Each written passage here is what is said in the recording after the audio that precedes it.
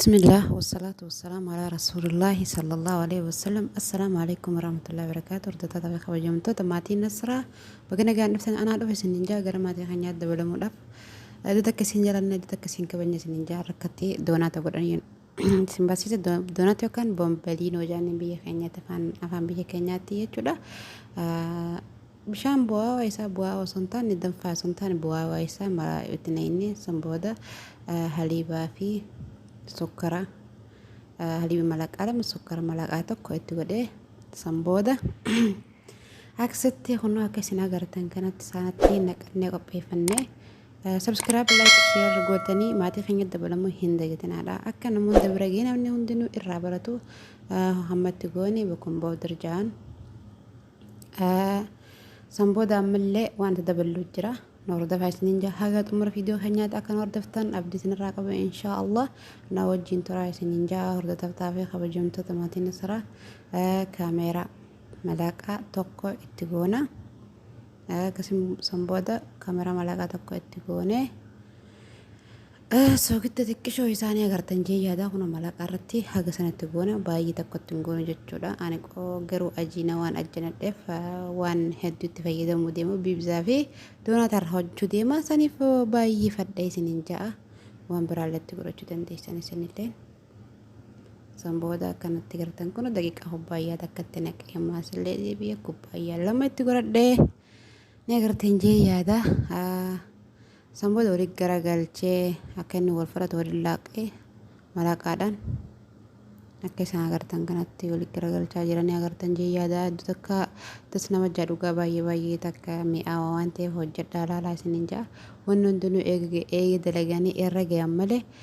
toltuuf badduu sidhaatu namni beeku hin jiru isin jechuu kiyyaa fi uummata qashtii akkasitti ni agartan jeeyyaadha sanbooda wanti dabaluu jira ammallee maali jennaani zayti burcuqqoo buna siini buna jechuun siini bunatti dhooyinu san dheeffannee burcuqqoo san siini sana osoo kaamila isaa hin taane xiqqoo isaa jechuun walqixa isaatti zaytitti dheeffachuu qabnaa jechuudha. Maaliif akkasin dura waliin qabne ni agartan jeeyyaadha kunoo itti godhee jira zayti baay'ee itti godhuu hin barbaachisu waa xiqqoo jechuun nusa finjaanaa nusa akkasitti itti goone sanbooda malaqadha waliin laayine achi booda harka keenyatti khaffaadha yookaan haffaadha jaaniin biyya keenyatti harka keenya godhannaa subscribe like share dura akka isin gartan kana kaayedhe waliin laaqanii inni shukkuma akka inni wal nyaachisu godha akka inni wal nyaatee nuuf dafee nuuf bu'aawu jechuudha akkasitti ni agartan jeeyyaadha waliin laayinee tolchina akka isin gartan kanatti sanbooda itti waan goone shukkumnee tiriinee akkasitti itti jabaadhaa isinin jaa uummata qashtii akka irraa fayyadamtan abdii isinirraa qaba wallaahi dhugaa baay'ee takka das nama ja'a waan wallaa jaanii fi miti jechuudha miidiyaaf jaanii wallaa osoo hin jenne osoo laalanii bareedaadha ja'a akka isin gartan kanatti kunoonii agartan jeeyyaadha amma tolee jira ajiinaan ajjanamtee bu'aawuf ka'ee yaana kiroo osoo hin keenye duratti zayti xiqqishoo isaa harka irratti qixxee ni agartan jeeyyaadha akkuma nama kireema harka dibatuutti jechuudha. akkasitti foonee goone akkuma isin agartan kanatti keenyaa jiinaa sanbooda harka keenyatti ol baafne kaffata irra baafne shukkumnee riinee akka wal fudhattee akka waan nuti itti goone hundi kaameeraa fi sukkaraa fi soogidda waan itti goone san hundi isaa akka wal nyaatu goone akka sassaanee keessa gaddiifna jechuudha harka hiyyarra laal akka nama harka dhiqatee waan akkatti maxxanuu jechuudha maaliif tolee jira waan ta'eef jecha akkasitti miikkatti marree keenya daqiiqaa 30 teessisne amma booda daqiiqaa 30 booda kunoon agartan jeeyyaadha akkana saanaa guutee jechuudha reefantana waa xiqqishoo keenya amma saanaa guutee jira jechuudha akka isin gartan kanatti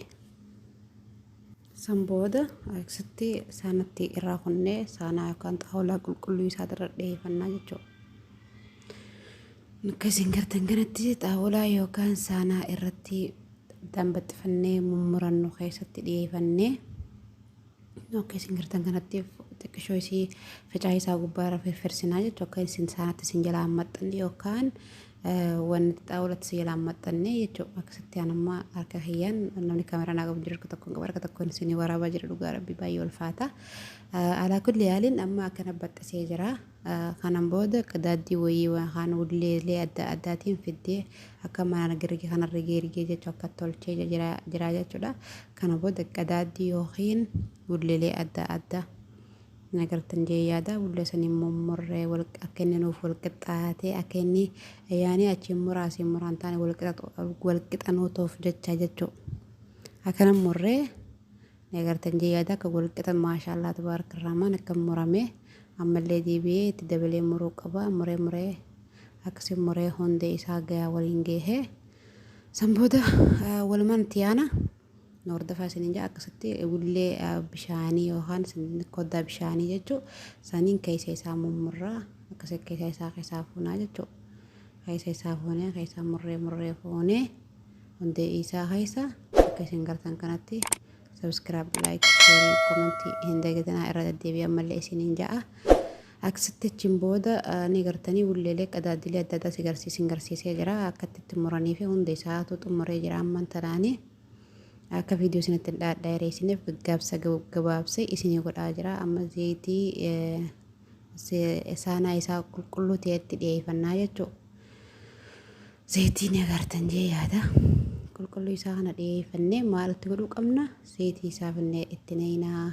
zayitii qixa isaa inni nu ga'u jechuu likkii isaa laallachuu qabna akka itti neeyinaa hanga zayitiin nu bu'aa'utti na hordofaa. Isiniin jaa akkasitti amma foonee muraa isaa keessaa murrasan takkiitti akka keessa gad darbina zayitiin oowwimoo hin oowwinee adda baafachuuf jecha. Kana amma zayitiin xiqqoo isaanitti xiqqaatanatti fakkaatee itti dabalee jiraan waan ta'eef garuu isin itti dabalattanis dabala baachuu baattanis rakkoo hin qabu isiniin jaa. Hangaruu natti xiqqaannee yenna itti dabaladhee amma zayitiin oowwinee maaliin adda baafannaa akka adda baafannaa jechuudha. Muraa keessaa murrisan fuudhee xiqqishoo isaanitti keessa gad darbinee ilaalle yoo isheen keessaa ol baate zeenni oowwee jira amma donaata keessa gurannaa jechuudha. Kan mummurreessan hundee isaa keessaa akka iyyannaa akkasitti akkasitti isa mummurreessan fuudhee distii akkasitti guurree distii danfisannee jira jeesiniima jira akkasitti keessa gagguurra. Sanbooda walitti garagalchuu qabna yaani bira dhadhaabannee malaqadhaa walitti garagalchuu qabna akka inni seetiin sin jira hin dhumine akka inni si diimatee akka loonii takka fudhatee sinni ba'u jechuu akka inni yookaan gubatee yookaan buburraa osoo hin taane akkuma nagartan kanatti walitti garagalchuu qabdan bira dhaabbattanii jala gubbaa isaa akkan akkanoo akkaan amma walitti garagalchaa jiru kana walitti garagalchee akka inni na jalaa hin banneef jechuudha. Amma kunoo akkanatti gisee inni akkana walitti garagalchite booda akkana tahaa jechuun oola amma akkanatti gisee inni ta'e keessaa gurrachuu qabdan haa kana caalaa badaa